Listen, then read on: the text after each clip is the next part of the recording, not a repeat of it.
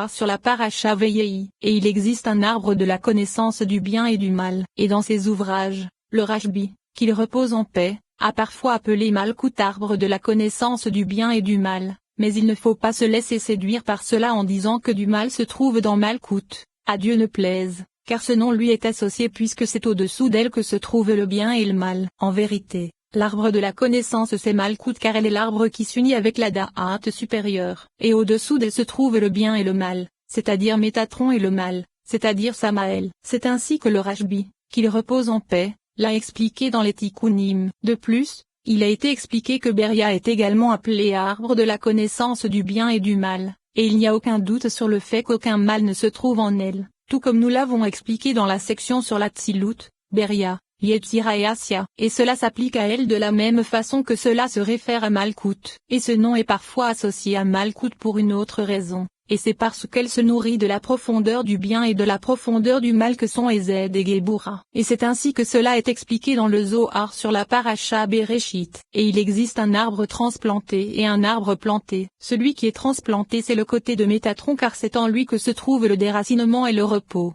Il est parfois séparé et arraché de la sainteté, et il est parfois au repos et uni à la sainteté. Le sens en est qu'il possède parfois de la lumière d'en haut, et ne possède parfois aucune lumière. Et il n'est uni que temporairement à la Shekinah, comme nous l'avons expliqué dans la section sur la Tzilut, Beria, Yetzira et Asya. Mais l'arbre planté s'est Tiferet par le secret de la permanence de l'union, comme dans le Kad, je suis l'Éternel.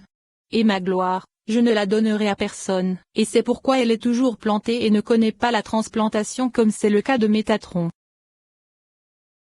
Et Tseveit Savon, il est expliqué dans le Zohar sur la Parashana. La douleur c'est la peine et la colère sans rayonnement des faces, lorsque la lune croît et que les bénédictions disparaissent. Dans la douleur c'est le côté de l'autre souffle qui empêche les bénédictions d'apparaître dans le monde. Et le sens en est que lorsque la lumière et le chefa supérieur manquent, que le jugement apparaît et que les écorces se nourrissent, alors elle est appelée Itzavon.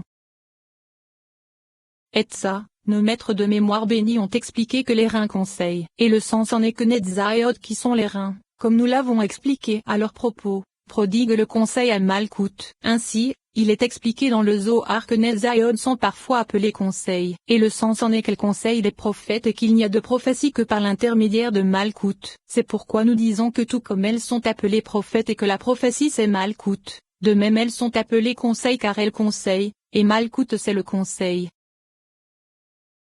Atsei Shittim, Rabbi Moshe a expliqué que Netzaïot sont appelées bois d'acacia car elles se dressent et maintiennent l'édifice, et elles font se dresser le tabernacle, et cela n'est pas nécessaire.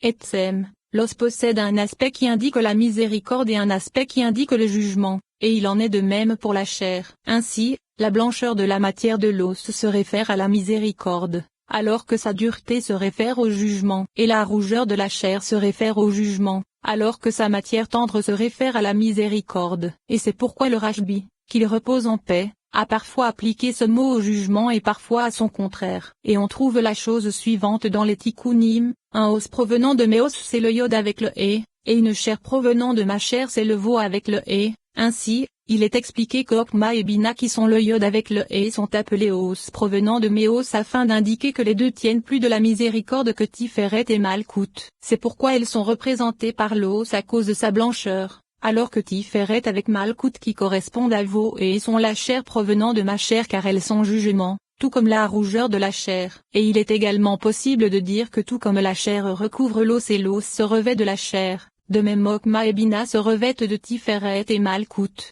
Et Tiferet et Malkout révèlent le secret de Okma et Bina. Il est dit ailleurs dans les Tikkunim, l'une est le bon penchant et l'autre le mauvais penchant, l'une du côté de l'eau, la puissance du jugement sévère, et l'autre du côté de la chair d'où vient la tendresse du cœur. Et ceux qui se trouvent du côté de l'os sont entêtés. Et à propos de la femme qui fut prise de l'eau, Ben Sira a dit, le parent qui est en l'eau, qu'il soit bon ou mauvais, traîne-le. Ainsi, c'est l'inverse qu'il est expliqué ici. Car il est dit que c'est du côté de l'os que se trouve le jugement sévère et du côté de la chair que se trouve la miséricorde. Et dans le Reya Memna, il est dit, c'est le frère qui n'a pas la permission de se libérer, car c'est le Dalet qui est l'os d'Alephet. L'os provenant de Méos la désigne en haut, dans le crâne des tophilines de la tête, et la chair provenant de ma chair la désigne du côté du cœur, et ce commentaire est explicite car du côté du crâne des tophilines qui est Kéter, c'est-à-dire le cerveau, elle est appelée os, et du côté du cœur qui est Bina, elle est appelée chair, et ailleurs, il est dit que Malkout du côté de Ezed est appelée os provenant de mes os, et du côté de Gebura elle est appelée chair provenant de ma chair, et c'est comme nous l'avons expliqué, qu'il s'agit d'aspects qui s'opposent de façon métaphorique, et nous ne disposons à cet instant d'aucun élément nous permettant de réconcilier cela. Etsema Shameim, dans le Reya Memna, le Rashbi, qu'il repose en paix, a expliqué que Malkout est appelée Etsema Shameim car elle prend de Tiferet qui est appelé cieux, et c'est la substance des cieux. Et Rabbi Moshe a expliqué que ce sont les Zayod qui sont appelés Etsema Shameim selon le nom de la force qui vient vers elle depuis les cieux, à tel point qu'elle donne une substance à chaque essence se trouvant au-dessous d'elle. Et le principe de cela suit ce qu'a expliqué le Rashbi, qu'il repose en paix. Et dans les Écalotes, il est dit que le second palais est appelé substance des cieux comme nous l'expliquerons dans le second chapitre de la section sur les palais. Atzeret, Malkout est appelée Atzeret, et il est expliqué dans le Zohar qu'elle est appelée ainsi car c'est grâce à sa beauté et à son caractère agréable face à son époux qu'une abondance de Shofa lui est prodiguée car cela lui est approprié. Et après que le Shofa est venu vers elle, elle le retient à cause de la méchanceté des actes des hommes qui les rend indignes de ce bien. Et lorsque le Shofa y est retenu, elle est appelée Atzeret, c'est-à-dire qu'elle retient le Shofa dans ses mains, et elle ne le laisse s'échapper vers le bas que petit à petit, comme nous l'avons expliqué. Akev, cela désigne Malkout, et c'est ainsi que le Rashbi, qu'il repose en paix, l'a expliqué dans le Reya Memna, et le sens en est que tout comme le talon est la fin du corps, de même la Shekinah est la fin des degrés se trouvant dans la Tzilut, et ainsi, Jacob est la Shekinah, comme nous l'expliquerons à son propos. Et Rabbi Moshe a expliqué que le mot Akev réfère à Okma, et le sens en est qu'elle est un talon pour Keter, et cela ne se réfère ni à la récompense ni à l'humilité, comme nous l'avons expliqué. Akeda, dans le Tikkunim, le Rashbi, qu'il repose en paix, a expliqué que Malkout du côté de Gebura est appelé Akeda, et il est possible que ceci se rapporte au lien du jugement et à son attachement, et Gebura est appelé Akd, il s'agit donc de la ligature, Ikkar, il s'agit de Yesod, et le sens en est qu'elle est le fondement, la base et la racine du monde, comme il est écrit, et le juste est le fondement du monde, et l'explication en est qu'elle est un fondement pour Malkout, c'est ainsi que cela est expliqué dans les Tikkunim. Akara, cela désigne Malkout, et le sens en est qu'il s'agit de Rachel qui était stérile jusqu'à ce que l'Éternel porte le regard sur elle depuis les cieux, ou bien cela se réfère à la femme stérile de la maison, et cela est expliqué dans le Zohar en de nombreux endroits. Erev, il existe un grand soir et un petit soir, par le secret de minage d'Ola et Mina que Tana, le grand soir commence à la 6e heure. Et c'est alors la force du jugement qui l'emporte, et cela se trouve du côté du jugement faible, c'est-à-dire de Hod, et c'est de son côté que les écorces dures gouvernent sur le grand soir. Et lors du petit soir, l'écorce est dure mais pas comme les premières, et c'est pour cela que tu ne dois pas dire qu'il n'y a pas de soir dans la sainteté mais qu'il en existe dans l'écorce, car tout cela s'applique et le tout ne fait qu'un, comme nous l'avons expliqué. Aravot, cela se réfère à Tiferet. Mais ce terme est controversé dans le Zohar, et Rabbi Moshe a expliqué que le firmament Aravot se réfère à Yesod, et c'est ce qu'il est également expliqué ailleurs dans le Zohar, et il est possible que cela signifie que tout comme Tiferet est appelé Aravot car c'est en elle que se mélangent les forces que sont Ezed et Gebura, de même dans Yesod se mélangent Nezayod qui sont les forces de Ezed et Gebura, et dans les Tikkunim, il est expliqué que Tiferet elle-même est appelée Aravot alors que Yesod est appelée Karka-Aravot. Car l'une est la propagation du veau alors que l'autre est la fin de l'arbitre et c'est pourquoi le mot Aravot s'applique à elle. Orvei Nahal, ce sont Nezayod lorsqu'elles reposent sur la rive du torrent de Yesod et sur les rives de toute eau qui arrive via le torrent. Et dans le Zohar, il est expliqué que le torrent c'est le côté de Gebura et il est possible d'interpréter cela en disant que lorsque Nezayod se nourrissent de Gebura, cela désigne ce qui se trouve au-dessus d'elle, et il est possible d'expliquer que cela se réfère aux 5 braves qui se propagent depuis Gebura. Et c'est ce qu'il est dit dans la paracha mort, et notre opinion suit la seconde explication présentée ici. Arvit, il s'agit de Malkout, et c'est pourquoi nous disons que la prière d'Arvit est optionnelle car l'autorité de son époux se trouve au-dessus d'elle, et c'est, il dormit là car le soleil s'était couché, et c'est la permission réservée à son époux. Aruga, le Rashbi, qu'il repose en paix, a expliqué dans les Tikkunim que Malkout est appelée Aruga car elle est un jardin et une plate-bande pour la Torah puisque les 53 livres y furent plantés. Et il est possible que ce soit une partie du jardin qui est appelée Aruga, car elle contient toutes les plates-bandes. Arafel, le Rashbi, qu'il repose en paix, a expliqué dans les Tikkunim que la Shekinah du côté de Géboura est appelée Arafel, et le signe qu'il en est donné c'est, et Moïse s'approcha de la brume où se trouvait l'Elohim, car Elohim se trouve du côté de Géboura, et il est expliqué ailleurs dans les Tikkunim qu'Arafel se trouve du côté de Tiferet, et il est possible que ce soit lorsqu'elle se nourrit de Géboura. Il s'agit de Malkout car c'est la Shekinah, et sa permutation donne Ezer car elle contient les 10, et il est dit d'elle, l'Éternel le soutiendra sur le lit de douleur, c'est-à-dire la Shekinah car elle se trouve au-dessus de la tête du malade.